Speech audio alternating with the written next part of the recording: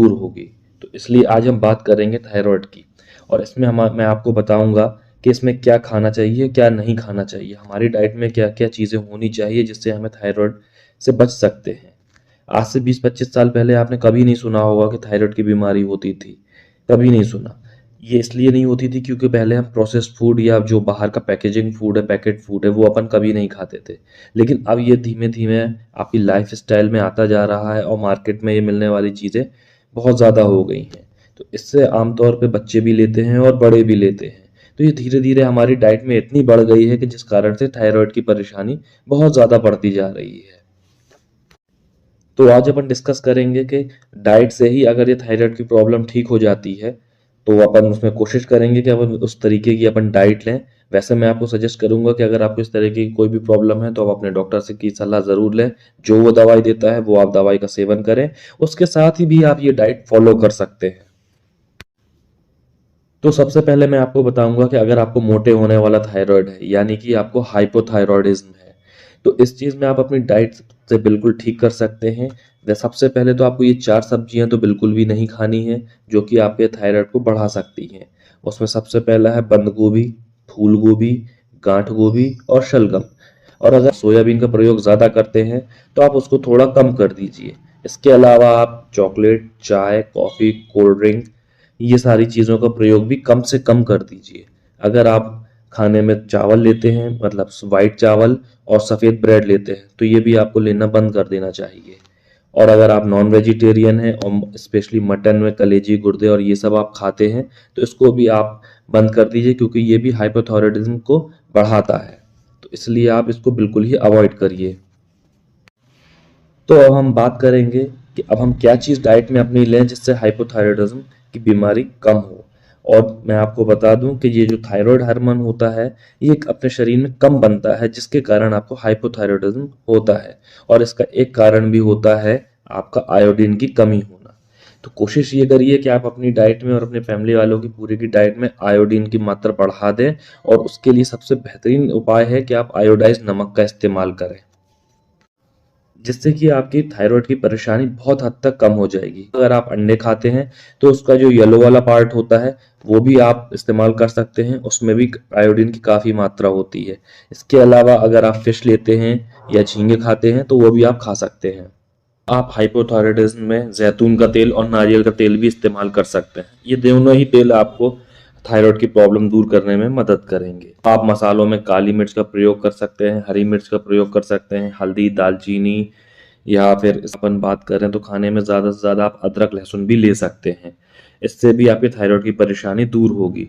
फलों में आप अपनी डाइट में पाइनएप्पल खा सकते हैं, एप्पल खा सकते हैं, पपीता खा सकते हैं, कीवी, ये सारी चीज़ें आप खा सकते हैं। ये जो फल हैं ये आपके हाइपोथायरॉयडिज्म को दूर करने में आपकी बेहद मदद करेंगे। आप आलू, टमाटर, भिंडी, मशरूम या गाजर आप ले सकते हैं, शिमला मिर्च भी आप ले सकते हैं, कद्दू ले सकते हैं। ये सारी सब्जियां आप बिना झिझक के आप आराम से खा सकते हैं। कुछ ऐसे मिनरल्स होते हैं जो कि इसमें काफ़ी मदद करते हैं, जैसे कि सेलेनियम हो गया या मैग्नीज हो गया। तो ये दोनों भी आपको काजू, बादाम या अखरोट में मिल जाएंगे, या फिर इसके अलावा आपको खरबूज के जो बीज होते हैं, चिया सीड्स होते हैं, इनमें पाए जाते हैं। तो इसको खाने से भी आपका थायराइड ग्लैंड है उसको बहुत सपोर्ट मिलेगा और वो आपका अच्छे से काम कर सकेगा। इसके अलावा भी कुछ पेशेंटों की जो वो क्वेश्चंस होते हैं वो ये होते हैं कि मुझे थायराइड है तो क्या मैं ग्रीन टी ले सकता हूँ। हाँ, तो आप बिल्कुल ग्रीन टी बिल्कुल ले सकते हैं। आप ग्रीन टी के अलावा अजवाइन का पानी पी सकते हैं, उसको गर्म करके भी आप पी सकते हैं। आप धनिए के जो बीज होते हैं उसका पानी भी आप पी सकते हैं। लौकी का जूस है वो भी पी सकते हैं। ये काफ़ी फायदेमंद होता है आपके थायराइड में, और ये काफ़ी मदद करता है आपके थायराइड के जो ग्लैंड है उसको वर्क करने में। मैं आपको एक दिन की पूरी एक डाइट बता सकता हूँ जिसको आप पूरा फॉलो कर सकते हैं। जैसे कि अगर आप सुबह 6 या 7 बजे सो के उठते हैं तो आप खाली पेट उसमें आप लौकी का जूस पी सकते हैं। और उसमें अगर आप कुछ मिलाना चाहें जैसे कि मिंट, तो वो भी आप मिला सकते हैं। और कई बार लेकिन स्पेशली जो महिलाएं होती हैं वो सोचती हैं कि मैं जो ब्रेकफास्ट है उसको स्किप कर दूंगी तो मेरा वज़न काफ़ी कम हो जाएगा और जिससे मुझे बेनिफिट मिलेगा। लेकिन ऐसा नहीं है। आपको ये ब्रेकफास्ट स्किप नहीं कर सकते हैं, इससे आपको काफ़ी नुकसान हो सकता है। तो आप ये बिल्कुल ध्यान में रखें कि आपको नाश्ता ज़रूर से करना है। और जो आप अपना हल्का-फुल्का ब्रेकफ़ास्ट जैसे लेते हैं वो आप उसको उसी में ही लीजिए। आप उसको बिल्कुल इग्नोर मत करिए। आप ब्रेकफ़ास्ट में ओट्स ले सकते हैं, दलिया खा सकते हैं। लेकिन हाँ, ध्यान रहे कि जो आप ओट्स बनाएँ उसको दूध में ना बनाएँ, आप उसको नमकीन वाला ओट्स बनाएँ। उसको उबाल के आप उसमें जो भी सैलेड-वैलेड डाल के बना सकते हैं, वैसा आप बना के खा सकते हैं। आप ब्रेकफ़ास्ट में स्मूदी बनाकर ले सकते हैं, जिसमें कि आप बनाना डाल दें, एप्पल डाल दें या स्ट्रॉबेरी या फिर इसके अलावा जो भी आपके जो फ्रूट्स वहाँ पे आपके डेली फ्रूट्स होते हैं, वो आप ले सकते हैं। और उनमें आप चाहें तो कुछ ड्राई फ्रूट्स भी डाल सकते हैं, चाहे बादाम, अखरोट या अगर उसमें आप काजू डालना चाहें तो वो भी आप डाल सकते हैं। ये आपकी थायराइड को काफ़ी हद तक ठीक करेगा। इसके बाद चाहें तो आप 11 बजे एक जूस ले सकते हैं, जिसमें कि आप चाहे गाजर या सेब का जूस बना लें। उसमें चाहे तो आप थोड़ा-सा नींबू मतलब लेमन आप डाल सकते हैं, कुछ बूँदें उसकी। तो ये जूस भी काफ़ी आपको फ़ायदा पहुँचाएगा आपके थायराइड की प्रॉब्लम में। चाहे तो आप उसमें जिंजर यानी अदरक भी मिला सकते हैं। और फिर उसके बाद आप कोशिश करें कि आप 1 से 2 के बीच में आप अपना खाना खा लें, जो आप अपना नॉर्मल डाइट लेते हैं दोपहर का जो, वो आप अपना खाना ज़रूर खाएँ उस टाइम पे। और कोशिश करिए कि इसमें आप चावल ना ही खाएँ तो बेहतर रहेगा, और अगर आपको चावल लेने की आदत है, तो आप ब्राउन राइस ले सकते हैं इसकी। अगर आप चाहें तो आप बाजरे की रोटी भी ले सकते हैं, ये थायराइड की प्रॉब्लम में बहुत ज़्यादा फ़ायदेमंद होती है। इसके अलावा आप सब्ज़ी, दाल जो भी चाहें आप अपने साथ ले सकते हैं। अगर आपका ज़्यादा मन हो रहा है दही खाने का, तो आप ये ध्यान करें कि ये जो स्किम्ड मिल्क होता है, उसका ही लें जिसमें फ़ैट और चर्बी ज़्यादा ना हो, उसका आप लें। अगर चाहें तो आप उसको अवॉइड भी कर सकते हैं। और फिर इसके बाद जैसे 4-5 बजे आपका चाय पीने का टाइम होता है या आपको चाय पीने का मन हो रहा है, तो कोशिश करें आप दूध वाली चाय ना लें, इसकी जगह आप ब्लैक टी लें या फिर आप ग्रीन टी भी ले सकते हैं। साथ में आप लेमन टी भी ले सकते हैं। और फिर इसके बाद आप अपना डिनर ले सकते हैं, वैसा ही जैसा आपने दोपहर में हल्का-फुल्का उस तरीके का आप डिनर लें, ज़्यादा हैवी खाना ना लें और स्पेशली आप नॉन-वेज को अवॉइड करें तो ज़्यादा बेहतर रहेगा। और सोते समय अगर आप अजवाइन का पानी पी सकते हैं तो आप ये बेहतर रहेगा आपके लिए, क्योंकि ये थायराइड की परेशानी में काफ़ी मदद करता है। रात को डिनर के बाद आप आधे घंटे बाद आप ये अजवाइन का पानी आप पी सकते हैं। मैं उम्मीद करता हूँ कि आपको मैंने एक अच्छी डाइट बताई, और जो हाइपोथायरायडिज्म है इसके लिए जो आपको नहीं खाना है और जो खाना है, दोनों चीज़ें आपको मैंने बताई हैं। तो मैं उम्मीद करता हूँ आपको ये वीडियो अच्छी लगी होगी, तो आप चैनल को सब्सक्राइब और लाइक ज़रूर करें। दोस्तों, आज हम आंखों के इन्फेक्शन के बारे में बात करेंगे। आंखों के अंदर कौन से इन्फेक्शन होते हैं और उन्हें कैसे ठीक किया जाता है, इसके बारे में तो हमने पिछले वीडियो में जान लिया था, लेकिन आंखों के आसपास पलकों के बाहर होने वाली एक बीमारी के बारे में आज के इस वीडियो में जानेंगे, जिसे स्टे कहते हैं और हिंदी में इसे गोहेरी नाम से जाना जाता है। ये आंखों की पलकों यानी आईलिड पर होने वाला इन्फेक्शन है। इस स्थिति में पलकों के बालों की जड़ों में जो ऑयल ग्लैंड उपस्थित होते हैं, और जब इस ऑयल ग्लैंड में रुकावट आ जाती है तो आईलिड पर एक छोटा सा उभारा जाता है, तो सिस्ट हो जाता है, जिसमें दर्द होने लगता है और खिंचाव होता है, रेडनेस हो जाती है और कई बार इसमें पस भी पड़ जाती है।